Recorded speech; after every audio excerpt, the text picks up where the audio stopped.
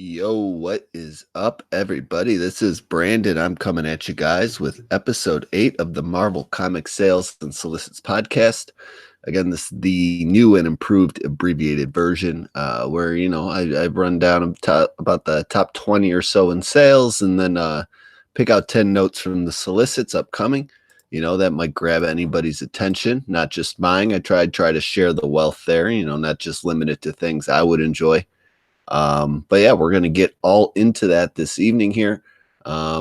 Before we get going, I do want to apologize for missing Sunday's show to anybody who's listening.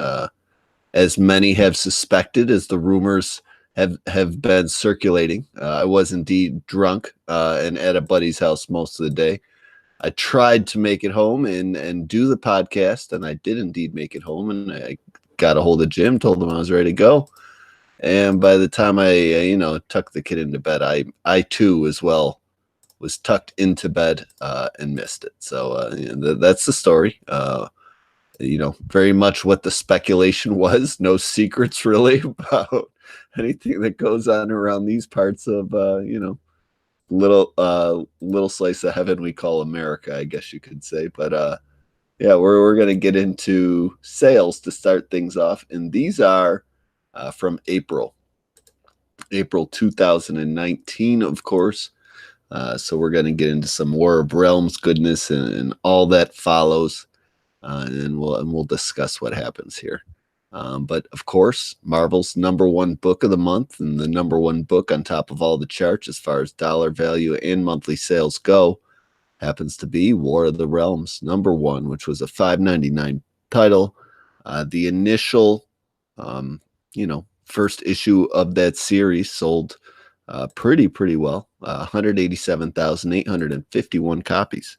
And we'll see how that drops a little later on because 2 also came out within that month. So you guys can let me know what you think of that dip, but we're not there yet because number 2 was Symbiote Spider-Man, surprisingly. That was number 2 for Marvel, number 2 for the month, and number 2 as far as dollar value goes overall. The number one issue in that series, and it's a series I actually liked more than War of the Realms. I actually have really enjoyed. We're going into issue 3 this month coming up, so I look forward to that. But that first issue was also $4.99. That sold 165,841 copies initially to stores. So we'll see how that dips in month 2. It surely will, but how much is the question? And that moves us along to the third book of the night. Number 4 as far as overall monthly unit shipped go, and number 7 as far as dollar value goes is The Immortal Hulk, number 16. So that was a $3.99 book. Now, I don't think there's any, overship nonsense going on with that book from the numbers I see here. It simply looks like in a month full of $4.99 and above books, this was just simply a $3.99 title. So it hits number 7 on the dollar value rankings side of things, but ended up beating out Batman this month. So the 16th issue in the Immortal Hulk series shipped 90,305 copies. That is actually 37,185 more. As far as why that is, I didn't see any crazy variance. Sometimes Marvel does those 1 in 25s for Hulk, which can boost the sales, but usually not 37,000 sales wise. So that book's got some good word of mouth. That's a 41% jump in the good direction, the good side of things. It's green on my chart here. But yeah, that's Immortal Hulk sudden jump there. So, and that's been a great series since it got out of hell. I liked it before it went into hell. Hell was kind of a bunch of nonsense, if you ask me. But since it's bounced back out of there, it is on, I would say, the Marvel at least top 6 or 7. I don't know. I could probably name 3 or 4 books actually like a little more than that. But, that's for a different podcast. We'll go on here after the positive thumbs up thing going on for Immortal Hulk to number 4 on the Marvel side of charts, number 7 overall for the month, and number 6 as far as dollar value goes. That is Thanos, the number 1 issue in the new Thanos series. That was a $4.99 title, came out at the very end of April. So that sold 81,356 copies. Again, a lot of number 1s for Marvel this month, so not a lot of comparison numbers yet. We will get there. That's coming up. The next title, actually another number one, 5th overall for Marvel. So their top 5 is made up of 4 number ones here right now. Number 9 overall for the month, number 5 as far as dollar value goes. Web of Venom, Cult of Carnage. That's again number 1, as I mentioned earlier, a $4.99 book, 77,722. So that Carnage stuff moving some units for Marvel Comics currently, with that being the next event in waiting, and we'll get into that with the Solicits coming up here for August. Then rounding out, we're getting into the top 10 here now as we get to number 6, Amazing Spider-Man. That hit number 10 overall in the monthly sale charts, number 11 as far as dollar value goes. Issue number 20 in the series, a $3.99 book, 76,903 copies out to shops. That's a 2,885 copy boost from the previous issue, which also came out within this month. So kind of Spider-Man goes in these peaks and valleys. It's very weird. And we'll just, I don't know how to discuss it. I wish I could. It's kind of tied to some Campbell variants and things of that nature. So this might have had a Campbell variant for the slight increase. That's a 3.75% boost within the same month, because number 7 book was also Amazing Spider-Man. It's number 11 on the charts, number 13 overall as far as dollar value goes, number 19 issue in the series. So this book, releases at least twice a month, and with these HU issues, which we'll discuss a little later on in the sales charts a couple more times this month. So this issue came out at the beginning of April. This was a $3.99 joint, 74,018 copies shipped to stores, 448 less copies than the previous month, in which regular issue number 18 came out. And that was a 0.60% drop from the previous month. So it dropped from the previous month and then went up within the month. And then that's the main title of Amazing Spider-Man currently.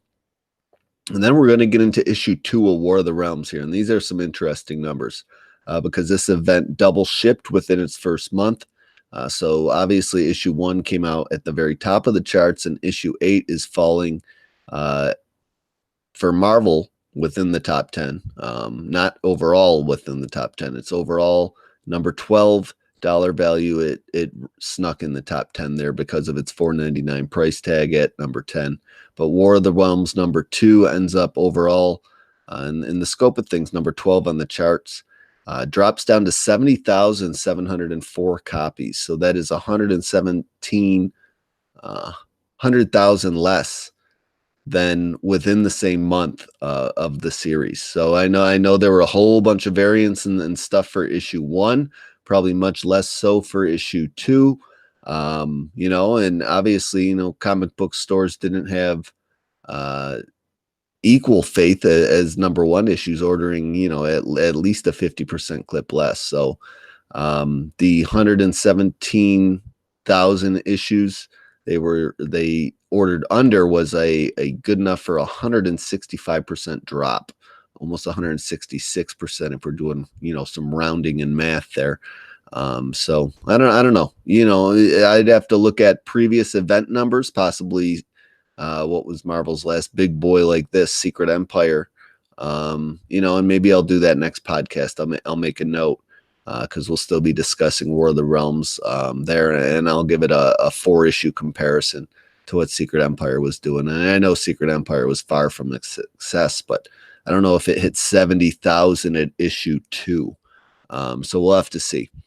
Moving on, we're hitting number 9 overall for Marvel, 17 on the overall charts, 19 as far as dollar value goes. That's Avengers issue number 18, a $3.99 book, 55,244 copies. That's a slight boost from the previous month of 7,899 more, 14% boost in overall sales from the previous month.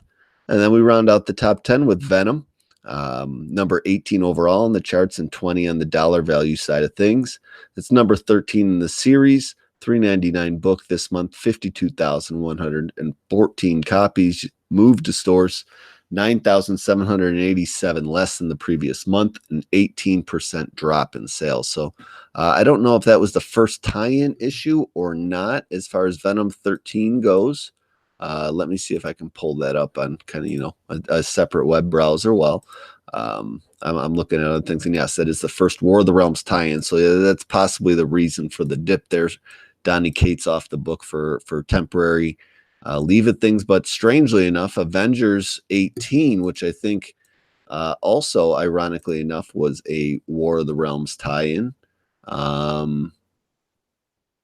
Yes, it does look like it was. That got the boost in sales. So, maybe because it's a more mainstream Marvel title that gets the tie-in boost, whereas Venom, gets a little less faith. But I don't know. Somebody else maybe has the answers to those questions. I'm just taking shots in the dark here. That's what I do on this podcast. As we continue on to number 11 for Marvel in the month, 19 overall in the charts, 21 overall as far as dollar value goes.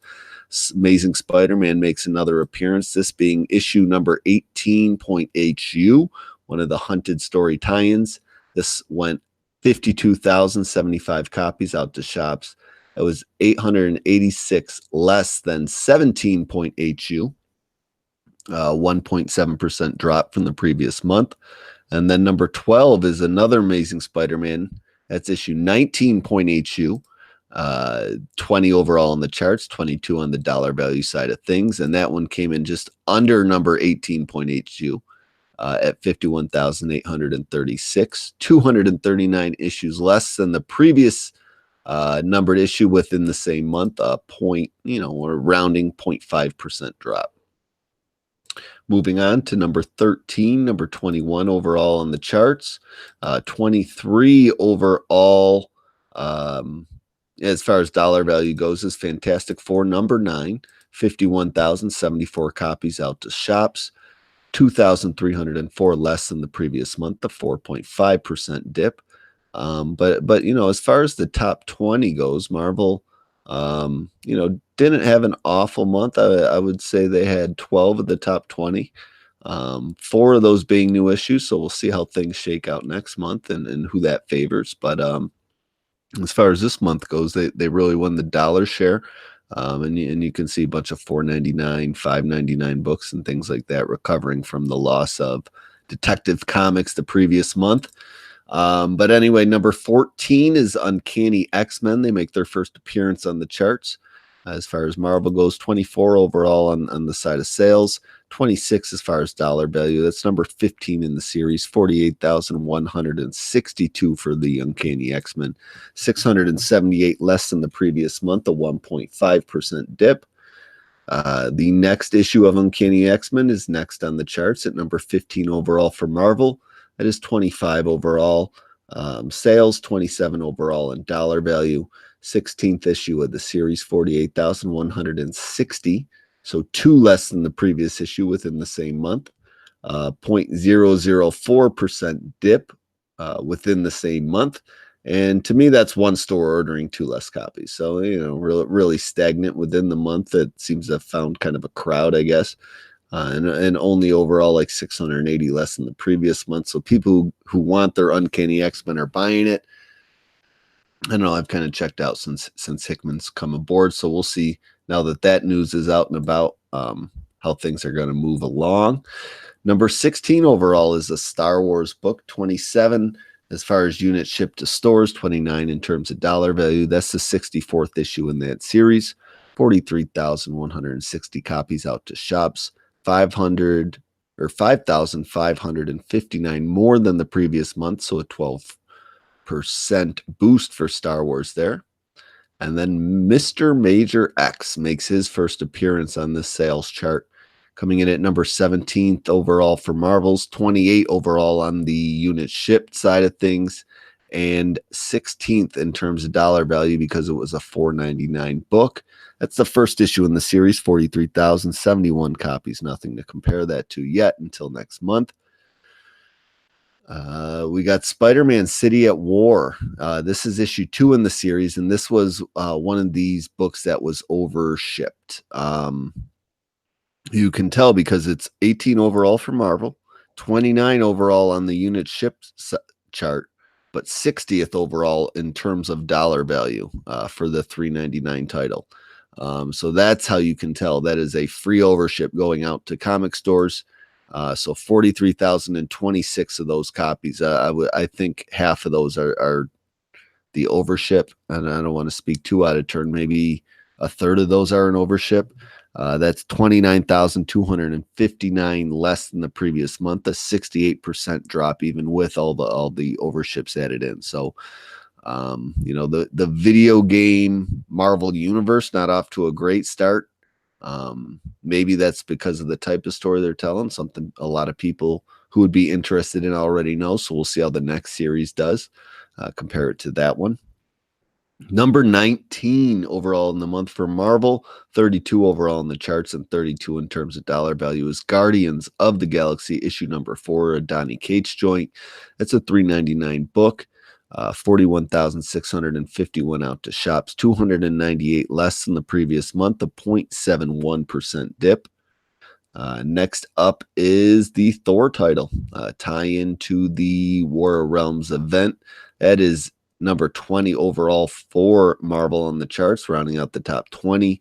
Number 34 overall in terms of units shipped, and 34 overall in terms of dollar value. 12th issue of the series, 40,795 copies out to shops. It's an increase of 732 more than the previous month. 1.79% hike due to tie-in status, possibly. That was the Loki issue, if I remember correctly. Next up, issue number 21 for Marvel. I got kind of a few random ones here I wanted to mention, and then I'll move on and get to the Solicit stuff. But I'm going to go a little longer than I usually do and go a little further than the top 20. So 21 is the Marvel Team Up, which was a debut series for e-viewing.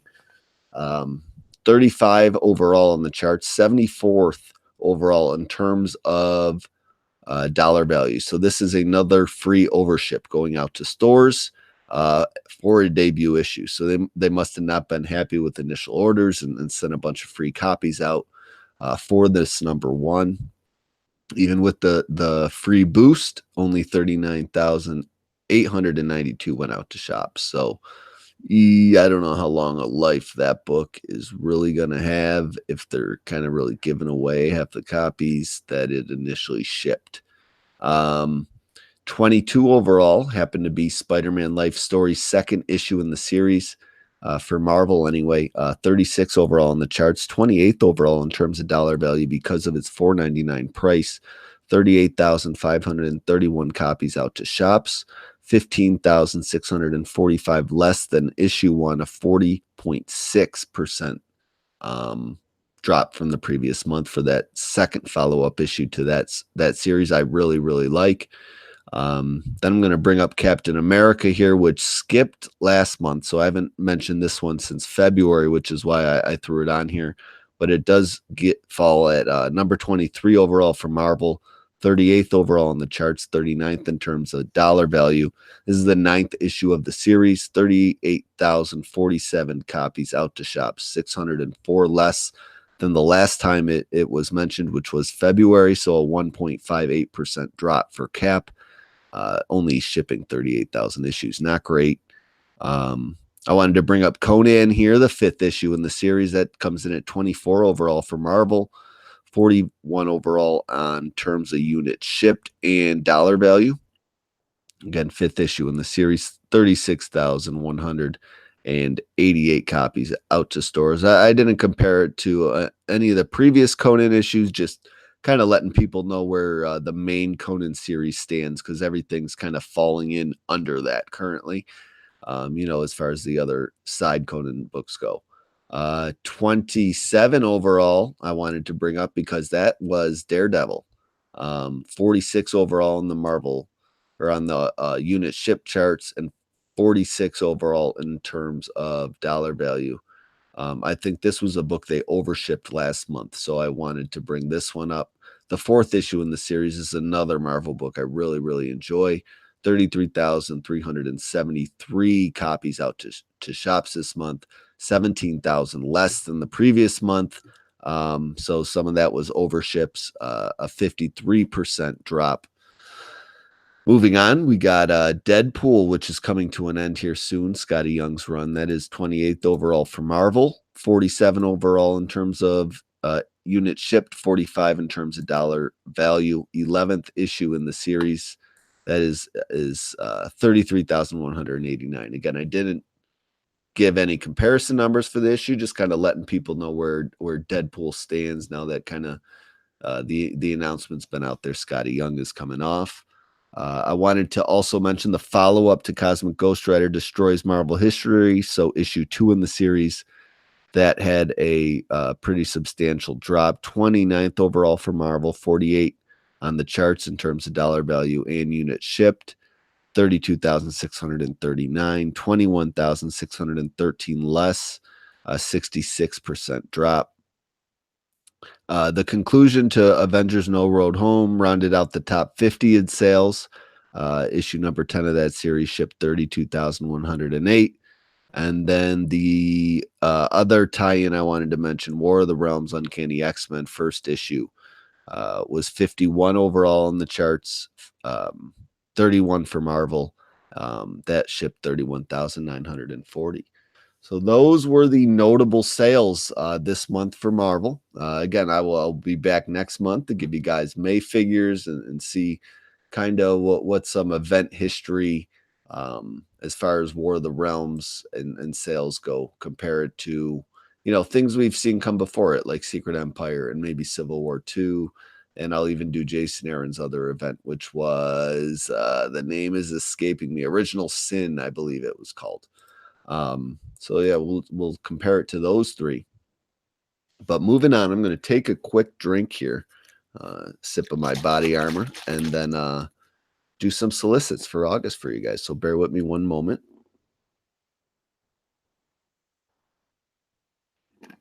All right, I'm back. So these are Marvel's solicits for August 2019. And I'm going to start it off with the thing that really stood out to me.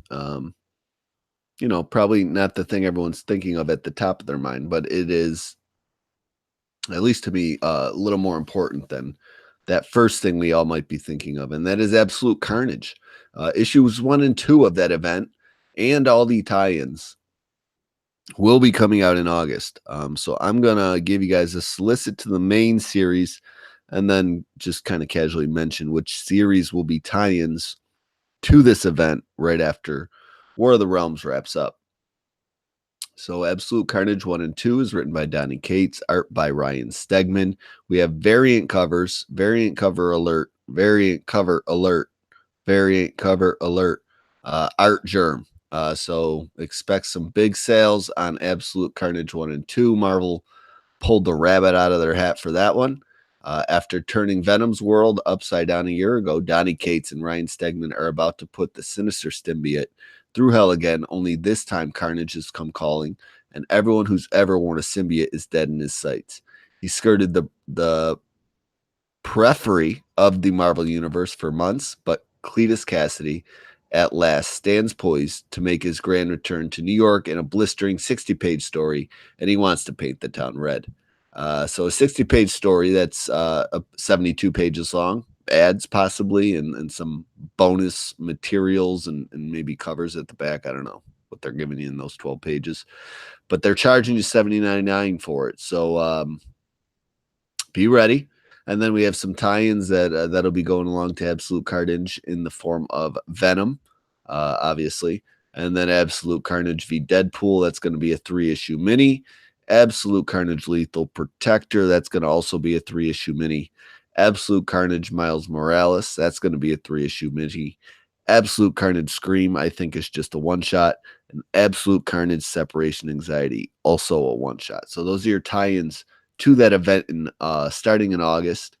So yeah, Absolute Carnage. If you've been reading the Web of Venom stuff, that's been all leading up to this. So I'm excited for it. I'm excited to have Carnage back. Let's see what he's got cooking up here. 2 is probably what everyone was thinking I'd start this Solicits area of things off with, and that is Marvel Comics 1000. Creators, I just put everybody. I'm not going to list the name of creators involved in this. If you care enough, just type in Marvel Comics 1000 and you will surely find it, but I'm not going to list them all off. The greatest talent ever assembled for one story. This is the big one. In celebration of Marvel's 80th anniversary, we have gathered together the greatest array of talent ever to be assembled between the covers of a single comic book. Names from the past, from the present, and even the future. Every page is filled with all new work from the cavalcade of comic book luminaries. There is a mystery that threads throughout the Marvel Universe, one that has its origins in the Marvel Comics #1, which unites a desperate array of heroes and villains throughout the decades. What is the Eternity Mask, and who is responsible for the conspiracy to keep it hidden? And what new player will make their startling debut as these secrets are peeled away? Featuring the entirety of the Marvel U, 96 pages, one shot, rated T, $9.99 for you. So Marvel is starting by dipping into your pockets heavy this month with Carnage, Absolute Carnage at $7.99 for issue 1, and Marvel Comics 1000 at $9.99. We go off to the third notable thing here is Fantastic Four, kind of getting a spinoff here by titled For Yancey Street. This is going to be in #1. Jerry Dugan, art and cover by Greg Smallwood. The first series of the regular essential releases expanding on the ongoing legend of the Fantastic Four in their world. The Fantastic Four are now living on Yancey Street, but not all of their neighbors are happy about that. The Thing investigates a nasty piece of vandalism that conjures up painful old memories as he takes a trip down memory lane through the Lower East Side, and it's made all the more dangerous by the terrible trio. This is a 40-page one-shot, rated T for teen, $4.99, so a Fantastic Four spinoff there while Dan Slott kind of gets things in gear, I guess. Fourth note I got here is Ghost Spider relaunch coming in August. Ghost Spider #1, written by Shannon McGuire, Takeshi Miyazawa on art duties. Gwen Stacy makes her return to the Marvel Universe. With a cloud of infamy hanging over her head on Earth 65, Gwen now travels to Earth 616 for superhero action in school. The newest student at ESU is about to get a crash course in multiversity as she splits her time between the world she loves and the world she's just getting to know. But what devious villain has eyes on Gwen's travels? Is Gwen ready for what comes next? 32 pages, $3.99. Yeah, I don't know what number relaunch this is for Spider-Gwen, Ghost Spider, whatever you want to call her.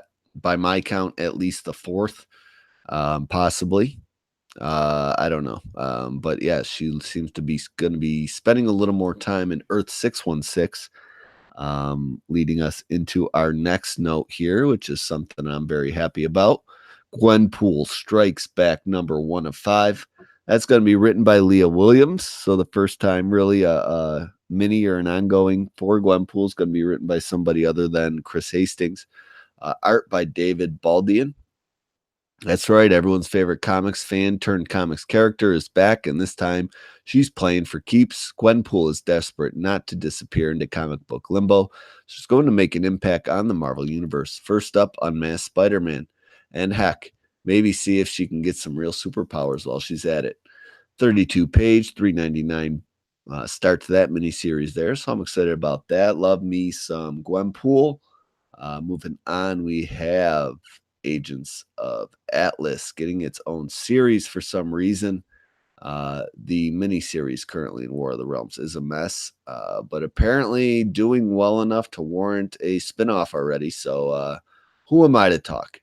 Agents of Atlas 1 of 5, Greg Pak and Jeff Parker are writing. Greg Hawk Lim and Carlo Pagulan on art duties, protecting every corner of the Marvel U by popular demand.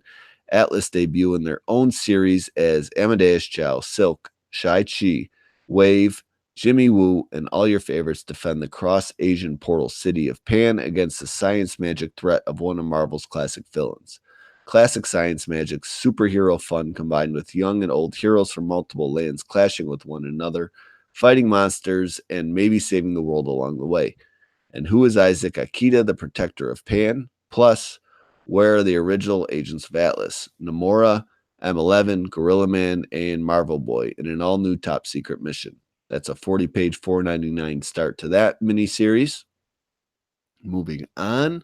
Note number 7 here is the Future Foundation. Number 1, getting to kick off another Fantastic Four spinoff. This one's going to be handled by Jeremy Whitley, art by Will Robson, cover by Carlos Pacheco. I'm not saying that correct at all. Carlos Pacheco. I don't know. The brand new series, straight from pages of Fantastic Four. When the Richards family is called back to Earth to be the Fantastic Four again, they left behind the Future Foundation, to think tank of the most brilliant young minds in the universe, with one mission: to find the pieces of and rebuild their friend, Molecule Man. But that's proved harder than imagined, as this crew of young geniuses, Atlanteans, mutants, moloids, and androids, have run into every problem in the multiverse. Now, with the leadership of Alex and Julie Power and a little extra firepower from guest Professor Yandu, the team will undergo their most dangerous mission yet, a prison break. Jeremy Whitley and Will Robinson take the Future Foundation on a heart-pounding journey across time and space. $3.99. I know Jim has really liked Jeremy Whitney's Unstoppable Wasp, so I think this is definitely a Jim book through and through. I think he'll enjoy that. I've never really, hand up, never read a lot of Future Foundation. I'm open to checking it out, though. See what's going on there. I know where the seeds of that story started. I remember that from Secret Wars ending and Fantastic Four #1 and all that stuff. So moving on here, we get Thor #16, and I put this on here because Jason Aaron is still on the book. He hasn't been announced off yet. Mike DeMundo is coming back to the book with issue 16. So, that's not all that exciting for me personally anyway, but there it is. An all-new world, we'll start that over. An all-new world for the God of Thunder. Thor has disappeared. That's all we can say without spoiling the epic Midgard-shattering conclusion of War of the Realms. But trust us, you won't want to miss this issue, which is the kickoff of Jason Aaron's final Thor story. 32 pages, $3.99. So Jason Aaron's final Thor story, and Thor is missing. He likes to do that a lot lately. But, I'm open to it. Let's see what's going on. I wish Del Mundo was off, but we'll see. Number 9 is the Conan Corner here. We got 2 new Conan series coming out in August. Conan the Barbarian Exodus. That's going to be in the Saad Rubik joint through and through, art and writing duties. So I'll cover that one first. Man vs. Nature in the never-before-told story of Conan's first journey from Chimera. Long have the stories of Conan who've come from the frozen hills of his homeland, Chimera, to tread the jeweled thrones of the earth in the Hybridian age. But now you will witness the epic tale of the young barbarian's first journey home from the visionary creator, Saad Rubik. 15 winters in Chimera have toughened the young Conan, but the greatest challenge lies ahead, braving the elements without food, without shelter, without weapons. Conan must learn to survive, even as nature itself conspires to stop him. The snow freezes his bones, the wolves smell his blood, but if he can reach civilization, will his wounds heal, or will his troubles just begin? With the majestic scope underscored by the completely visual narrative, don't miss the truly spectacular moment in Conan's story, an unprecedented issue in Marvel Comics publication history. $3.99 one-shot by, again, entirely Saad Rubik. Looks like just a silent issue, so that might be cool. The other is a mini-series, Age of Conan Valeria. It is going to be a Meredith Finch joint with art by Aniki. An all-new quest for Robert E. Howard's Valeria as she seeks truth and revenge. Journey into the Hybridian Age as Valeria, the hero of Robert E. Howard's classic Conan story, Red Nails, and an all-new quest set before the fan-favorite tale. Before her careers as a pirate and mercenary, and before she crossed paths with Red Brotherhood and the likes of Conan of Chimera, Valeria was a young woman from Aquilona, seeking justice for crime gone unpunished. Forgive me if I'm butchering this for any Conan fans out there. But as the formidable Valeria makes her way in the world, proving her capability against those who doubt her abilities as a young woman, she will find more than she bargained for in the thirst for her revenge. Her deadly fighting skills will be put to the test, and her trust will be shaken as she hunts her brother's killer and comes into her own as a force to be reckoned with in the Hyperordian age. Don't miss the start of an all-new classic from Meredith Finch and Anarchy. She's been on Red Sonja and DC Bombshells. Plus, the first chapter of an all-new novella featuring one of Conan's greatest nemesis, the wizard, Thoth Amon. So that's going to be the kickoff to that miniseries at 32 pages for $3.99. And then we're going to round out the top 10 before some honorable mention stuff here with the kickoff to the second series of that Marvel video game comic line. And that's going to be Marvel's Spider-Man Velocity. So this, I think, is a little different. This might be more of if somebody played the game and beat it, something what they might be looking for. It's written by Dennis Hopeless Hallam, art by Emilio Lasalle. The first all-original story set in the Gamerverse starts here. Dennis Hopeless Hallam continues the saga of the spectacular Spider-Man with an all-new story set in the Gamerverse. How and why did Peter Parker build the armored Velocity suit seen in Marvel's Spider-Man video game? Find out here. After the events of City at War, Spider-Man continues to balance his colliding worlds as he attempts to protect New York City against supervillains like Swarm, while reporter Mary Jane Watson delves deep into the investigation with the legendary Daily Bugle journalist Ben Ulrich. Learn the never-before-told backstory behind the popular Velocity suit as unexplainable occurrences bedevil the city and our hero comes face-to-face with a poltergeist. It's going to be illustrated by Emilio Lazo with eye-popping covers by the imitable Scan. You won't want to miss a panel of the first all-original story following up the worldwide hit video game. 32 pages, $3.99 for that miniseries. And then I just got some honorable mention stuff here. So we're going to run through this real quick, and I'm going to let you guys go. I'm going to stop rambling. The Hickman X-Men Project, House of X and Powers of X, they both continue into their second month in August. We got Amazing Spider-Man reprint, the first issue of Venom, I believe. They're going to do that with some 3D treatment. It's going to be polybagged. That's going to be $7.99 if you're interested in that. Spider-Man Life Story, the miniseries 6 of 6 comes to a conclusion.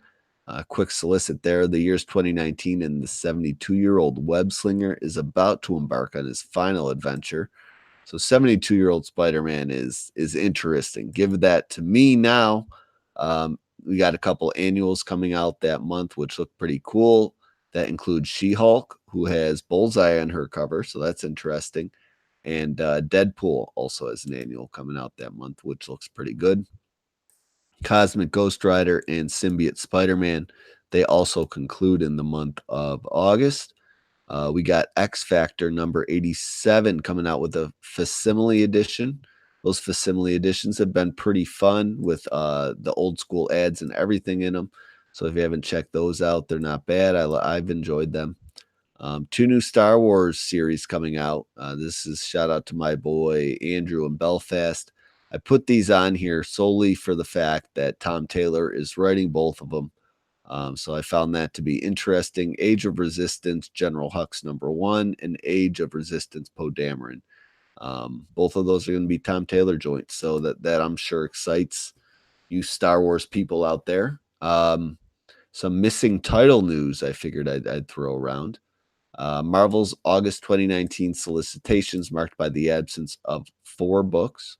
First up, Uncanny X-Men and X-Force don't have anything solicited in August. Not really all that surprising with the Hickman stuff coming out at that time. Meanwhile, Shuri was last seen with July's issue number 10. We don't see any solicit for that book in August.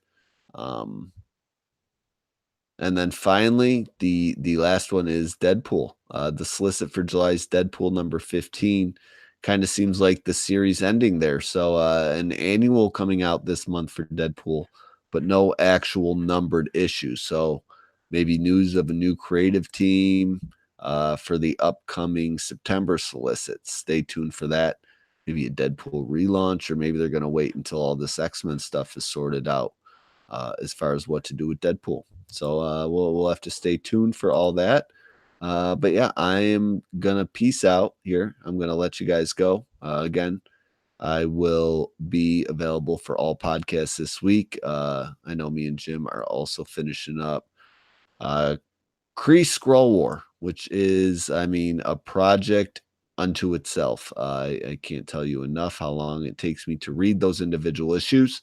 It's quite a bit of dedication there. But that is also coming down the pike for you guys. So some more Marvel stuff on the way if this is not totally satisfying your appetite. But yeah, let me know how you like this, guys. Like I said, remind me next month. I want to do that event comparison. So if I forget, I tend to, maybe have a sip of alcohol or two and forget things occasionally. Please do not hesitate to remind me. Happy to do it. But yeah, I'm going to peace out here and I will talk to you guys later. I hope you enjoy the intros and outros. I'm going to keep mixing those up and keep you guys on your toes here. So later.